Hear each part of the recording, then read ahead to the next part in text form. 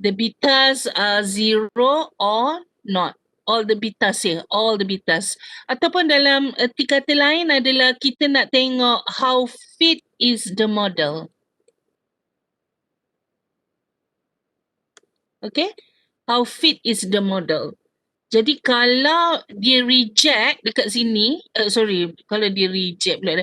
Kalau dia tak signifikan, okay, tak signifikan tu maksudnya mungkin dia lebih daripada 5% lah. Okay, ataupun lebih daripada 10% ke. Okay, kalau tak signifikan maknanya model ni, it's not a good model. Okay.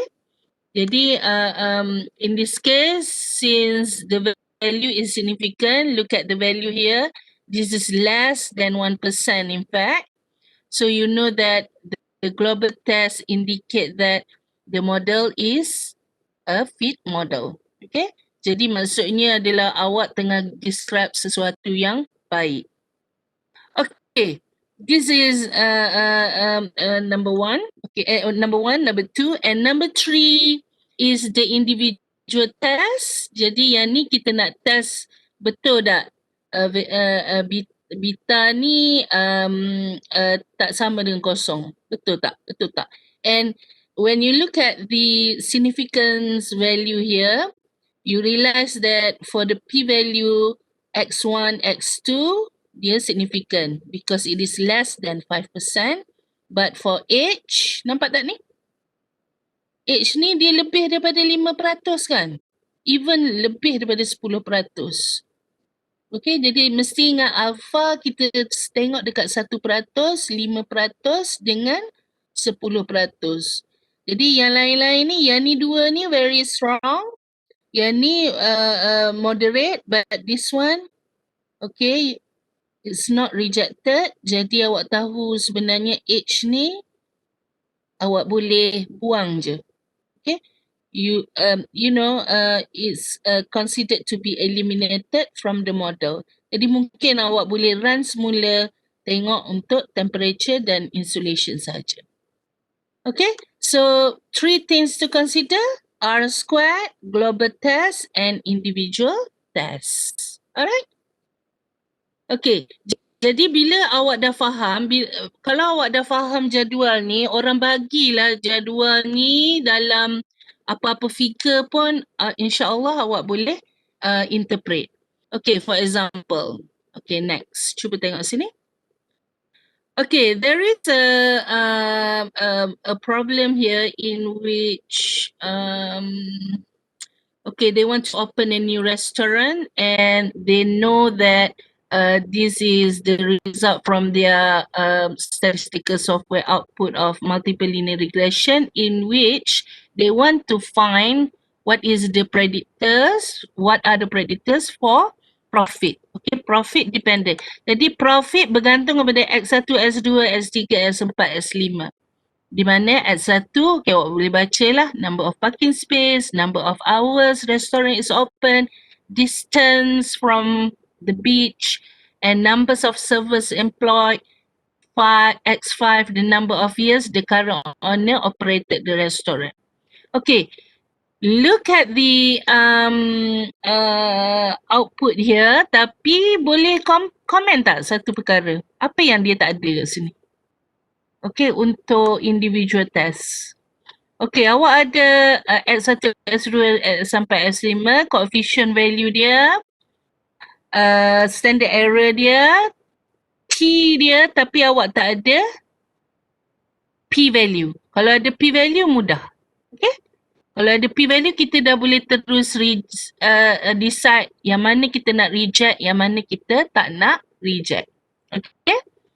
Now, but the question only asks you what is the amount of profit a restaurant. Jadi bila macam ni, awak terus tahu ini adalah dia nak suruh awak develop model sahaja. Okay, jadi Y hat. What is the predicted Y? Predicted Y adalah, okay, ingat tak? 3x1, 2.50 tambah 3x1, 4x2, tolak 3x3 dan seterusnya. Okay, so you should be able to write down what is the equation, okay, multiple linear regression equation based on the output here. Okay, boleh Boleh Ash?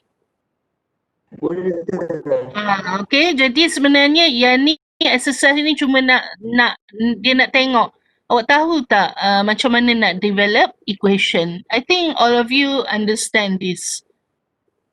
Okay. Now okay, yang ni tak ada masalah sangat. Okay. Kalau tengok yang ni, okay, tak ada masalah. Okay, next. This is the ANOVA table. Jadi apa yang awak tengok dekat dalam ni, okay, nampak tak tu perkataan ANOVA? ANOVA kan? So ANOVA is this, okay, regression and residual, and then F test at the end. Okay, cuba kita tengok ya, apa yang disebut pasal ANOVA.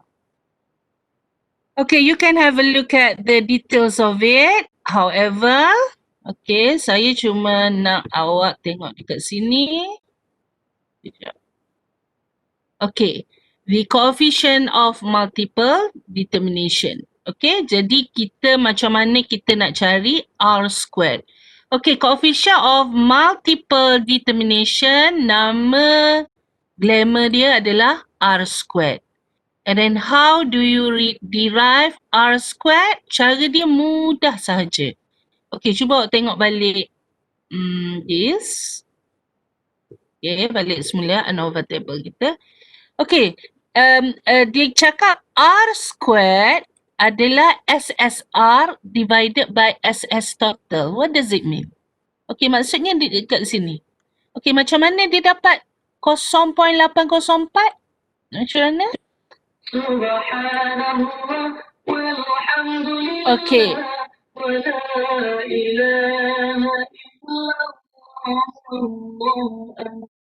Okay, caranya adalah awak ambil SSR ni, awak bahagi dengan SS total. Okay, ada orang nak masuk tapi tak boleh. Okay, boleh tak awak cuba bahagikan? Saya nak tengok dapat jawapan apa. Okay, sekejap ya. Unlock. Okay, cuba bahagikan 171,220.473 bahagi dengan 212,915.75. Dapat berapa?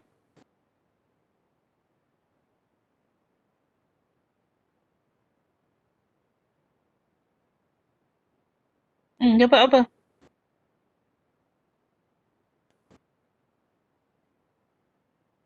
Namanya tekan. 0.8042. Okay, nampak tak ni? Very good. Very good. Okay. Jadi 0.8042. So that is how you derive your R squared. Okay, very good.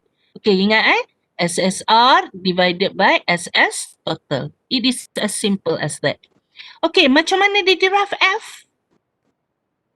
F ni cuba awak ambil 57073.49, awak bahagikan dengan 2605.955. Okey, mesti awak dapat F 21.901. Alright?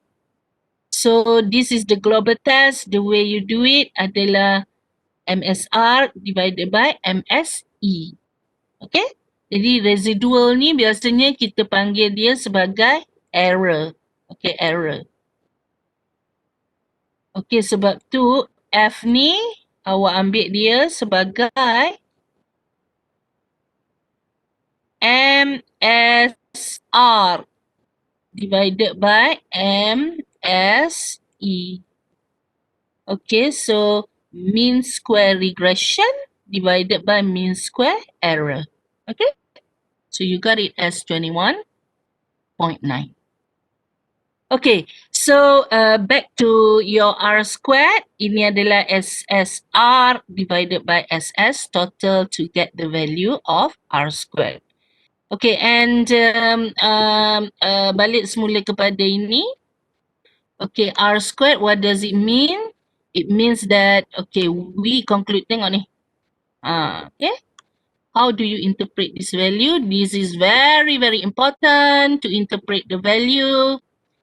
Okay, we conclude that the independent variables, okay, the three independent variables, outside temperature, amount of insulation, and age explain or account for 80% of the variation in heating costs. Okay?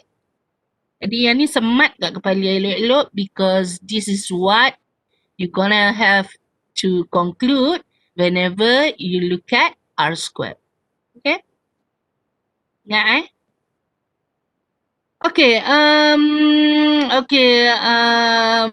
then there is an adjusted one tapi tak apalah, awak tak tahu yang ni pun, but you can always have a look at it. It's just adjusted value. Okay, and okay, if you look at the self-review here, how large was the sample? Nampak how large was the sample? Kalau dekat sini total dia 25. So how large was the sample? How many independent variables? 26. Apa dia? 26. 26. Okay. How many dependent? Compute standard error. Okay, and determine the coefficient of determination. So macam mana awak cari ni? Coefficient of multiple determination is R squared. Jadi ingat tadi? SSR divided by SS total. Jadi 100 bahagi 140. Okay, jadi sebenarnya awak kena train bila awak tengok je output, you know the steps. Okay? Okay. Jadi kalau saya boleh buat, mesti awak boleh buat. Okay, cuba tengok sini. Okay, kalau dia tanya determine coefficient of multiple determination, interpret this value. Okay, boleh tak cari what is R squared or coefficient of multiple determination? Okay, untuk nombor 5 ni.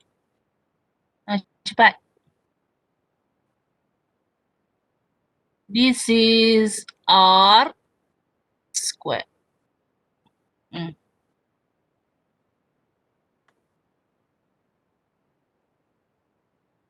Correct. Okay, macam mana Amar dapat?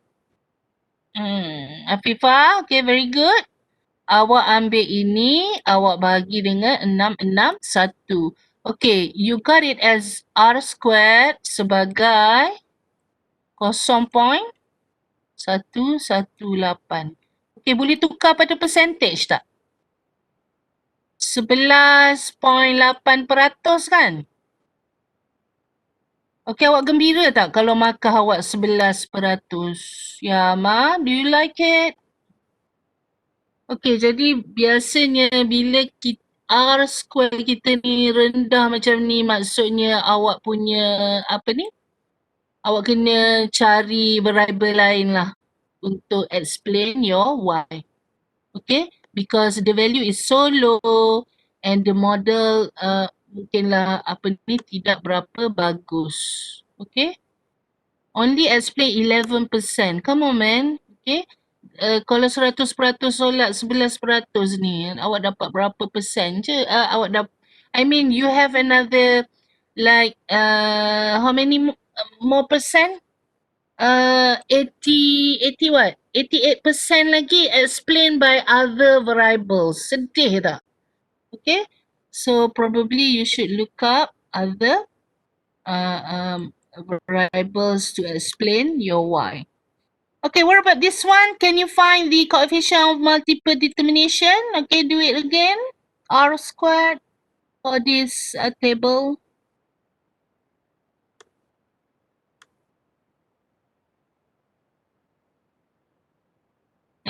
Siapa bahagi siapa?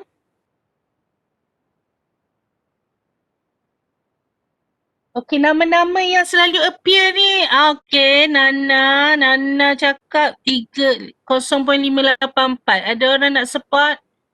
Okay, 5836. Anis. Alright. So, you should do it by, okay, dividing 3710 divided by 6357 to get 0. Berapa tadi? 836 Okay, ya. 58. 58 ke 8? Okay, 5836. Okay, so about 58%. Okay, okay, good. Okay, so settle with that. Boleh faham kan? Okay, and next is the global test. Okay, very good. Very good. Okay, now the global test. Awak dah buat kan? Soalan global test. Okay, so what does it actually test? So you want to test, okay, whether H0, H1. Okay, macam ni ya, pelajar-pelajar sekalian, whenever you are asked to do global test or individual test, you must remember what is the first step. Sebab biasanya orang selalu lupa first step ni. Okay, yang ni 2 markah tahu tak? Kalau awak tak tulis ni, sajalah awak. Sedih je 2 markah. Kalau awak dapat 98 sebab tak tulis ni, tak dapatlah 100. Okay? So, whenever you do the global test, you need to put what is H0 and H1. Okay, H0, beta 1 is beta 2 is beta 3 is 0. Jadi apa maksudnya? Maksudnya adalah awak nak test sama ada, oh no, tak jumpa pula. Okay. Sama ada ni beta 1 kan? Ni beta not, ni beta 1, ni beta 2, ni beta 3. Okay. So you want to test everyone is 0 and alternately not all betas are 0. So this is called the global test. Okay. Jadi awak nak test benda ni, inilah dipanggil global test. And then how you do it? You use F. Okay? Jadi awak ambil lah MSR bagi dengan MSE macam kita buat tadi dan dapatlah nilai dia 21.9. Tapi kalau dalam peperiksaan contohnya, dia dah bagi ni kan, kadang-kadang dia dah bagi F apa, F critical apa, P value apa. Jadi awak just tengok je lah. Okay, dan tulis semula kat sini. Okay.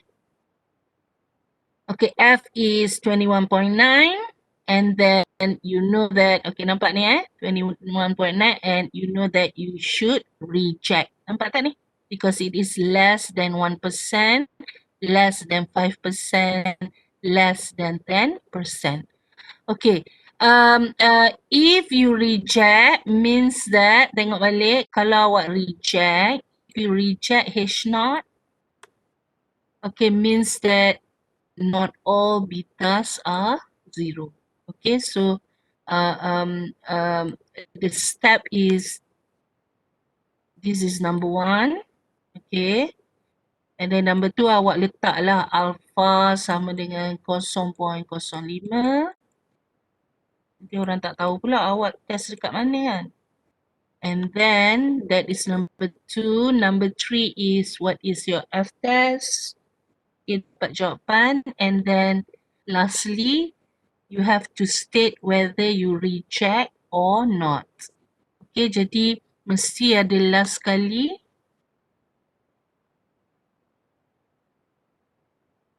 Okay, whether do not reject. Kenapa do not reject reject is not. Okay, so ini adalah last sekali. Okay, the computed value is, which is in the rejection region. Is it this one? Sekejap, tengok bawah sini. Okay, this is the last one. Okay, therefore, okay, this is the one. We decide to reject and conclude that at least, okay? Okay, awak buat apa ni, exercise minggu lepas tu sepatutnya adalah benda-benda ni. Okay?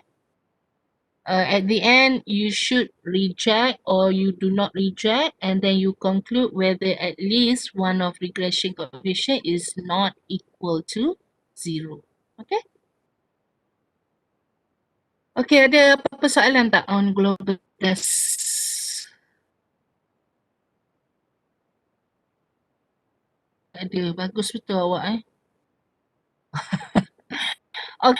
Okay, jadi sebenarnya yang ni pun awak dah faham kan, evaluating individual regression coefficient, cuma saya bimbang awak tak letak ni. Okay, make sure every time you do a test, you need to jot down. Okay, what is H0, H1? H0, H1, H0, H1. Okay, dan kita pun dah tahu kan result dia daripada table dekat atas tu. Okay, this is the table. But you need to put H0, H1, beta 1 is 0. H1, beta 1 is not 0. Okay, jadi dan t-test dia negative 7.337 with p value 0.000. So you reject H0 means that beta 1 is not 0. Okay. Okay, so much about. Jadi awak tengoklah macam mana dia buat kat sini dan macam mana it drafts to the conclusion. And next, okay, tengok self-review here. Okay, it says perform a global test. Jadi perform a global test, ingat tak macam mana awak nak start? Okay, mesti ada H0, H1 dulu. Okay, H0, H1. Global test ya. H0, H1.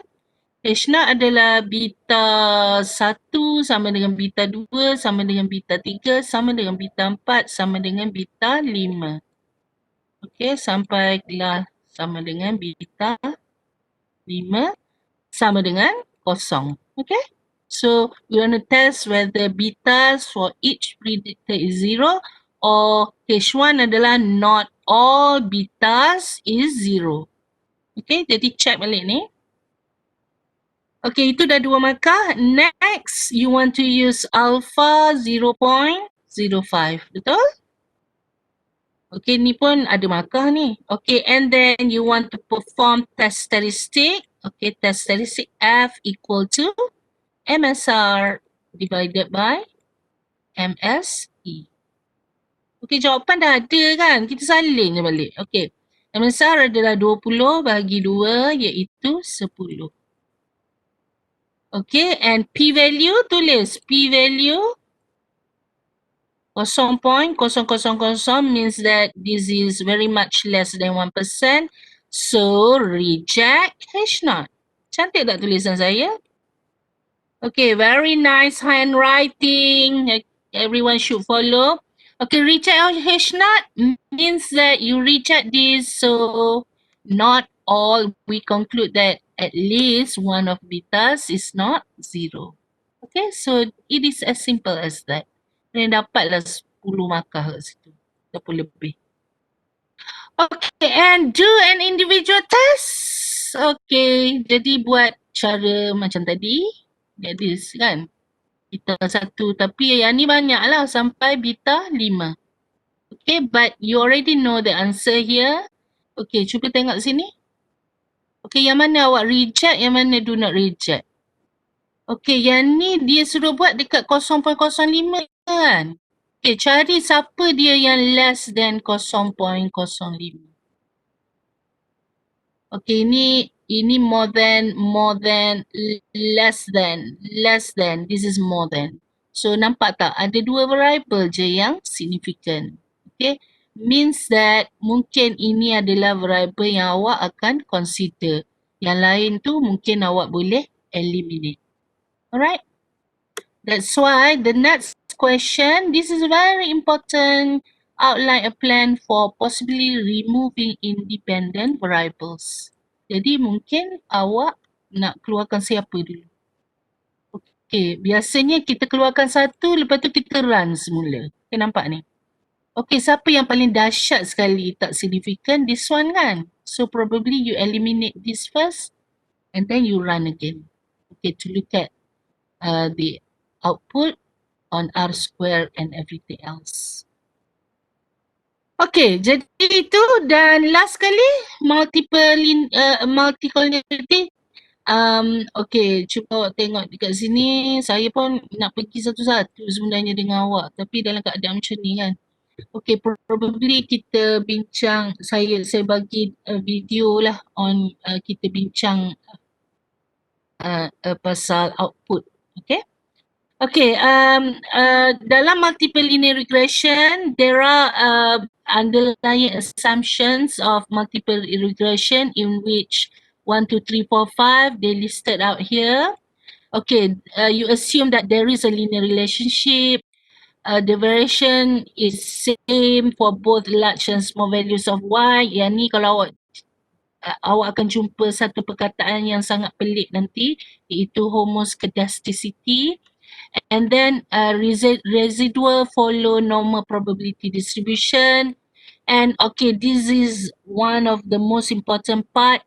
Independent variables should not be correlated. Otherwise, you're going to have a problem of multi-collinearity.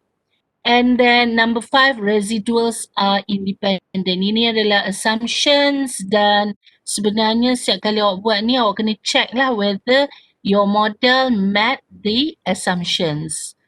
Tapi benda ni makan masa sikit. Kalau ada software mudah lah. However, saya nak tekankan untuk multi-collinearity. Okay, yang lain-lain tu awak boleh baca. Okay, have a look at multi-collinearity. Look at this. Multi-collinearity exists when independent variables are correlated. Okay, what does it mean?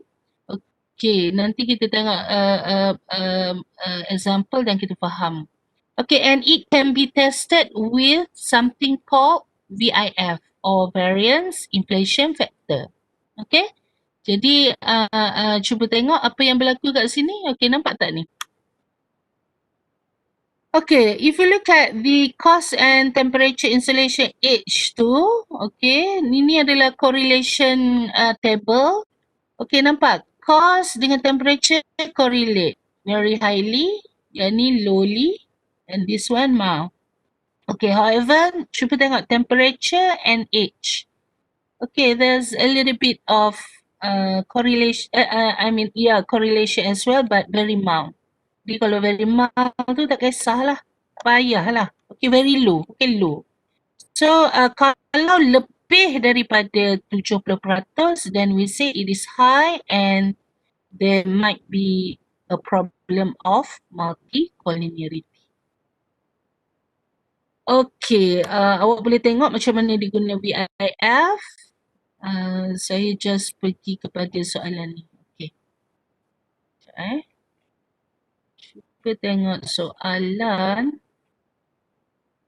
Dah. Sabar sikit lagi, lepas tu kita dah habis dah kelas. Okay, tak nak lama-lama.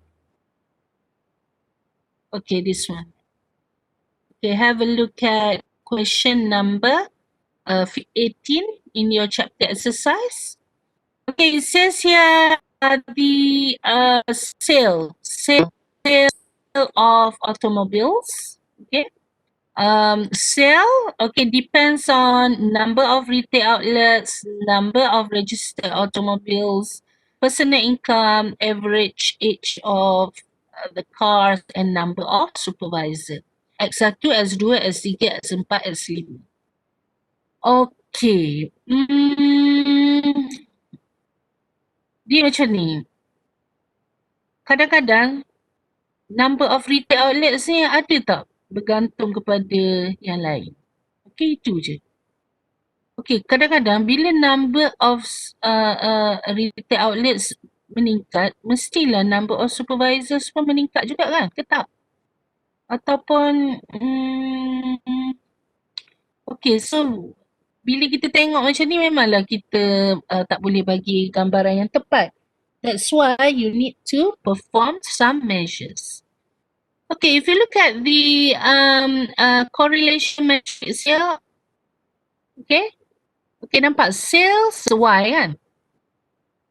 X1, X2, X3, X4, X5. Okay, highly correlate, low, mild, low.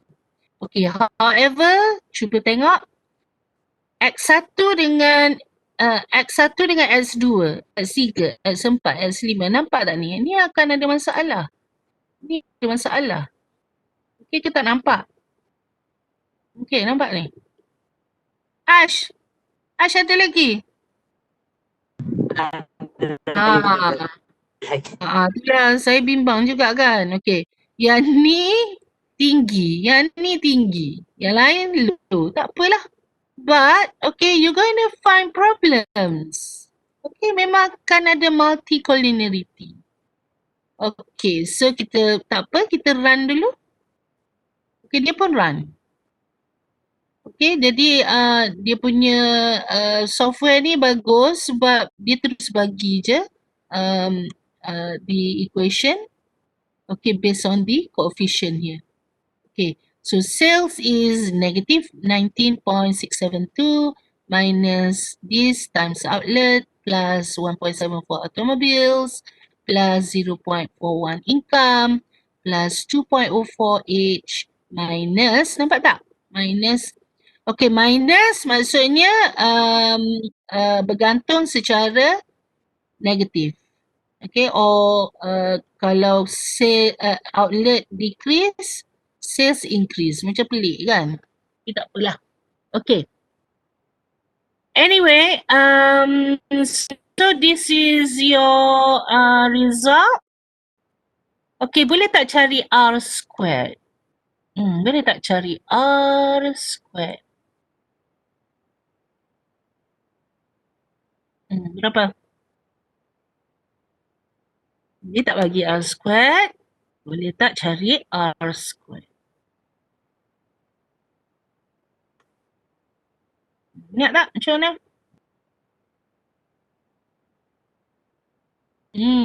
Okay, very good. Awak dapat 0.994.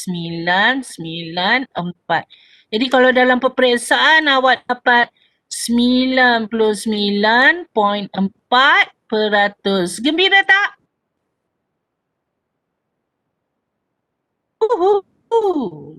Memang gembira. Okay, sebenarnya saya pernah, jadi memang gembira maknanya kalau awak tengok 99.4% ni maksud ini memberi maksud 5 orang sahabat ni boleh explain sales almost perfectly. Okay, jadi ini yang berlaku bila ada satu masa tu saya pergi tengok student master dia buat kajian dia dan dia perform multiple linear regression dan dia bagi tahu saya yang dia punya R square 99%, jadi dia sangat gembira sebab variable yang dijumpa tu boleh explain boleh bagi prediction yang bagus lah sebab dia telah explain 99% of total variation. Okay, can you believe that? And then saya pun tanya dia, awak pernah jumpa perkataan multicollinearity tak? Dia pun senyap. Okay, sebenarnya bila kita ada value yang tinggi macam ni, terus je dekat otak awak ada tanda seru. Okay, you know why? Because usually high R squared is caused by multicollinearity. Okay, you know why? Because, nampak tak ni? Dia macam, okay, kalau yang, okay, kita tengok dekat correlation ni ya. Okay, katakanlah outlets ni dia dah explain sales sebanyak 80, okay, let's say lah. Okay, dia correlate 89.9% kan? Okay, but now awak tahu outlet dengan automobil ni dia pun correlate juga. Jadi menyebabkan dia akan explain 2 kali. Okay, and hence the very high R squared. Jadi ada beberapa benda 2 kali kira. Okay? Dah explain dah tadi. Lepas tu sebab dia correlate, dia pun explain sekali lagi. Macam 2 orang ni sehati sejiwa, dia pun menceritakan kisah yang sama. So you consider the stories twice. Okay? So that's why you got r squared very high. Therefore, you should consider some of the correlated x's to be eliminated from the model. Okay, otherwise you're going to get a biased model here. Okay, jadi bear that in mind. Jangan excited sangat bila tengok R square tinggi. Okay, it's good but with caution. Okay, jadi next awak tengok soalan dia suruh conduct global test. This is the global test and then conduct individual test. Okay, nampak tak dia pun tanya situ, would you consider eliminating outlets and bosses? Okay, kalau dia highly correlated with another X, then you should eliminate them. Okay, jadi itulah kerja kita sehinggalah final exam ni, iaitu kita tengok masalah macam ni. Kita tengok R squared, tengok global test, tengok individual test. Jadi saya pun tak nak lama-lama dah. Awak dah buat nombor 19 ni kan? Dah buat belum? Belum. Okey, jadi untuk masa berbaki 30 minit ni, saya nak awak buat nombor 19 dan hantar. Okey, jadi itu adalah setengah jam tu adalah masa untuk setiap, untuk katakanlah 20 markah. Okay, so this is good. Jadi saya nak awak buat sampai E sahaja. Okay, so number 19 sampai A, B, C, D, E. Okay. So have a go and see you in the WhatsApp. Okay, bye-bye darling. Kalau ada soalan tanya saya tanya di sana. Okay?